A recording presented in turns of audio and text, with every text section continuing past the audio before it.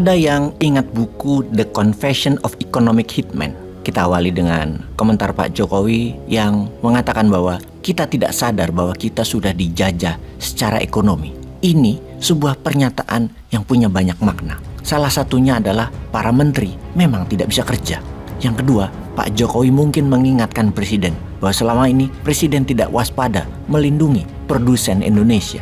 Memang terkadang Pak Jokowi komentarnya sering mengkritik para menteri saat ini yang terbukti tidak melindungi hajat hidup rakyat Indonesia. Inilah periode masa pemerintahan yang paling longgar dalam sejarah bernegara. Menteri dan pejabat banyak yang mementingkan kantong sendiri, tidak memperdulikan rakyatnya. Banyak pembiaran dan banyak penyalahgunaan wewenang dalam kebijakan yang tidak bijak, di mana saat ini bernegara itu secara kasual dan hanya bagi-bagi kue anggaran dan sebanyak-banyaknya menciptakan proyek. Terserah nanti proyek itu apakah akan produktif atau hanya menghabiskan anggaran, maka generasi berikutnya lah yang mengetahuinya.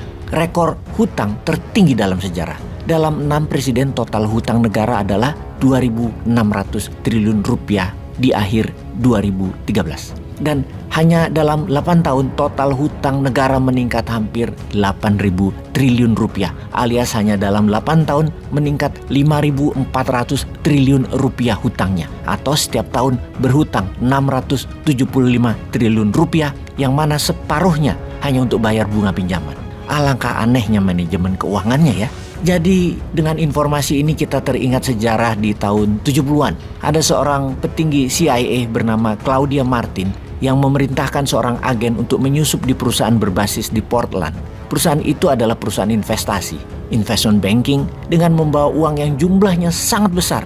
Tentunya uang hasil printing money, karena kebijakan Nixon, Presiden Amerika di kala itu, yang memiliki advisor bernama Michael Hudson, yang menganjurkan melepas jaminan dolar terhadap emas untuk menggantikannya dengan printing money berbasis demand, berbasis project, berbasis produksi. Claudia Martin memerintahkan dengan jelas kepada agen yang bernama John Perkins untuk pergi ke Indonesia untuk menciptakan proyek yang sangat besar dengan perintah. Berikan justifikasi atau berikan pembenaran dengan mengatakan proyek tersebut sangat penting dan proyek tersebut bisa meningkatkan PDB nasional Indonesia. Bayangkan, hanya dengan satu proyek, PDB nasional Indonesia bisa meningkat tajam. Ciptakan sebuah perhitungan kalkulasi bisnis yang memberikan keuntungan sebesar-besarnya. Pinjamkan dolar dan berikan modal yang sangat besar kepada Indonesia. Berikan kemudahan kepada pejabat yang membukakan jalan.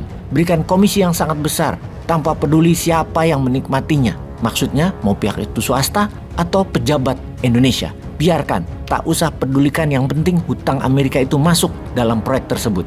Dapat dipastikan proyek besar itu sebenarnya tidak menguntungkan karena bukan kebutuhan yang utama, namun terlihat penting dalam jangka panjang. Terlihat penting dalam jangka panjang adalah justifikasi, itu adalah pembenaran sesungguhnya. Perkins harus membuat pengusaha yang terkait proyek ini senang dengan memberikan komisi dan kenikmatan yang besar sekali. Juga pejabat yang mengambil keputusannya, antara lain dengan memberikan fallback position, janji fallback position. Apa itu fallback position? Sebuah alternatif kalau sebuah rencana gagal, ada alternatif yang juga baik, yaitu memberikan pejabatnya ditawari Perkins fallback position kalau proyek ini gagal, yaitu memberikan janji bahwa pejabatnya akan ditampung dan mendapatkan jabatan tinggi di World Bank atau di IMF. Semoga nggak ada yang sadar kalau hal ini sudah terjadi di Indonesia ya.